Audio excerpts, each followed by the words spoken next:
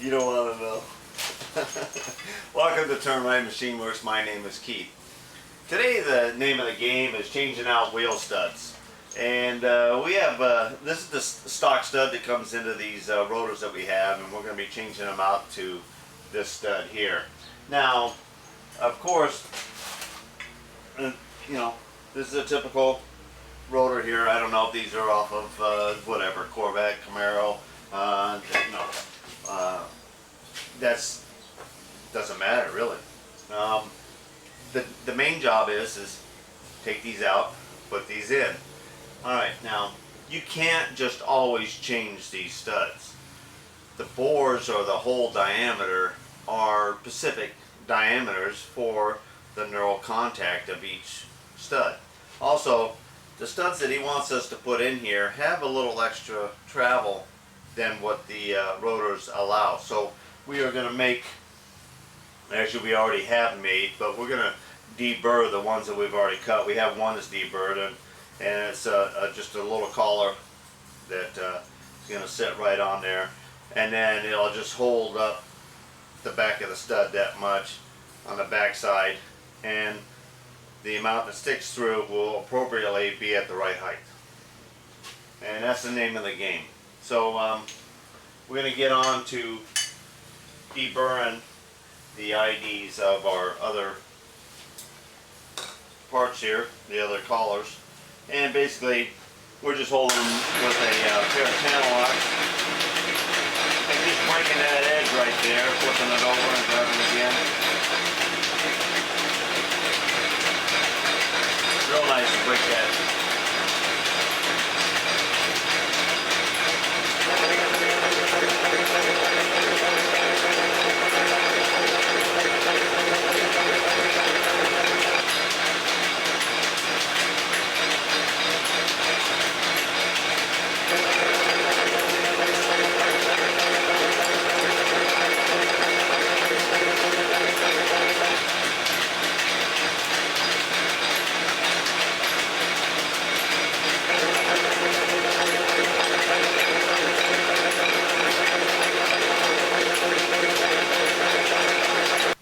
Okay, we took one stud out here, and we measured this diameter here that leads into the main shank, not the knurled section, but the main shank, and we got 593, 594, and we popped the bore there above this side of where the knurl made contact, so we read the original bore.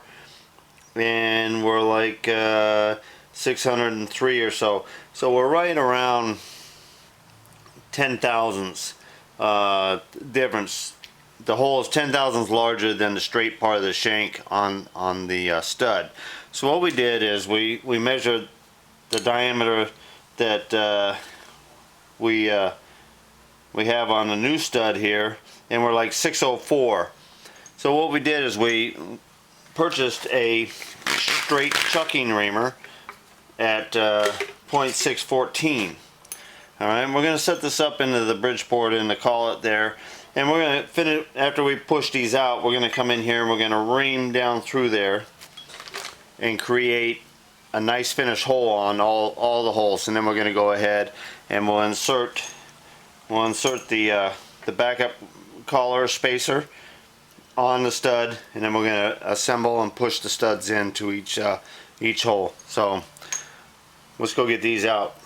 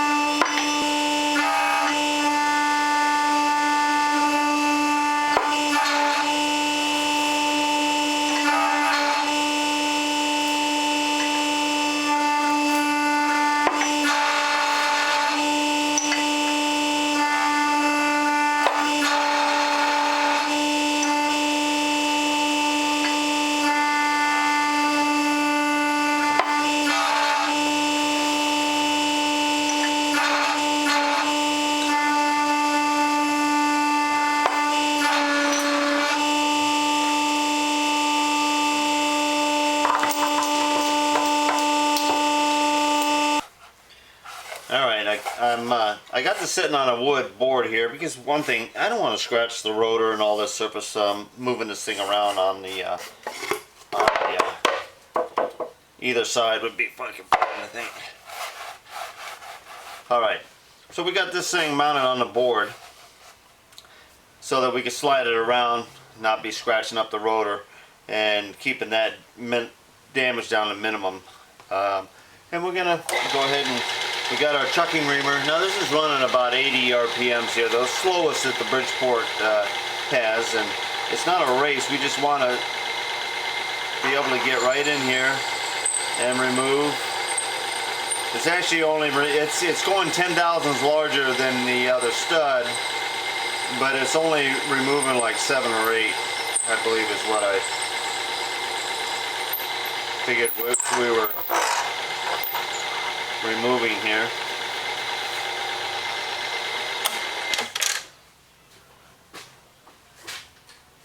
Okay, but we were looking for that 614 number.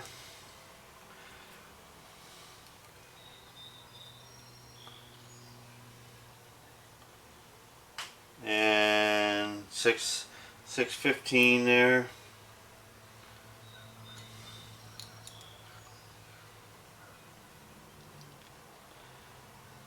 $6.15.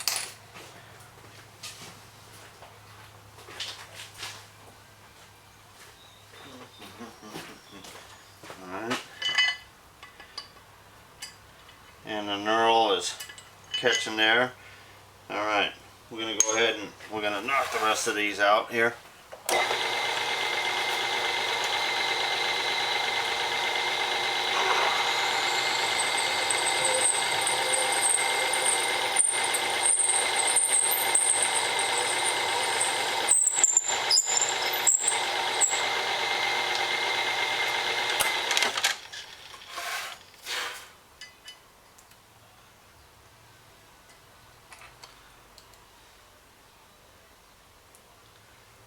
Pretty consistent. It's like 614 and 7 or 8 tenths. You know, just under 615.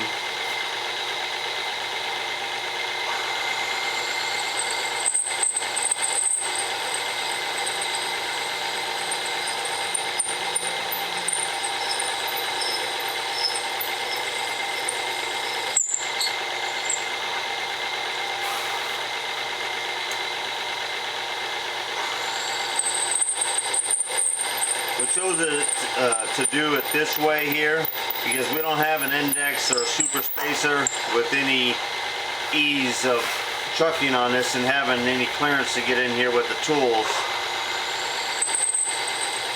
because of the 5 positions. If it was 4 or 6 lug, we'd have no problem with putting it in the super spacer and zeroing in on one hole and indexing it with the masking plate. Alright, but by having a freedom motion and this really mounted in the collet, we got a good string. That's all we're looking for. Alright, we're going to remount the other one. Alright, we came into the hand arbor press here because of the arrangement so that we could put these right up here one at a time, and the 2 edges here kind of keep the hub right there, and it almost self-centers each of the studs. Now we've taken the stud and we got the spacer on here. Alright, so we get it down in the hole. We have a machined off 1-inch piece of stock here. We can almost just like set it there, take the wheel, come right down to it, and we push it right in there, and then just switching it right around. When you got everything all fit right into the right size, right diameter, it's firm, but it's not extremely hard. The knurl is to keep the stud from spinning while you're torquing the lug nut.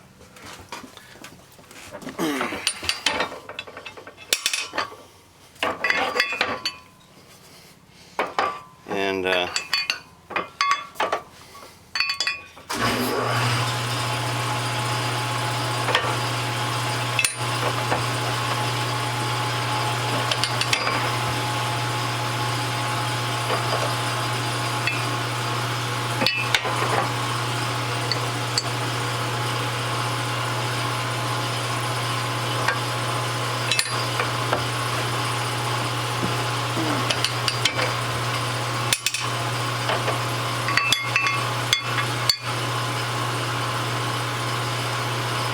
all equal.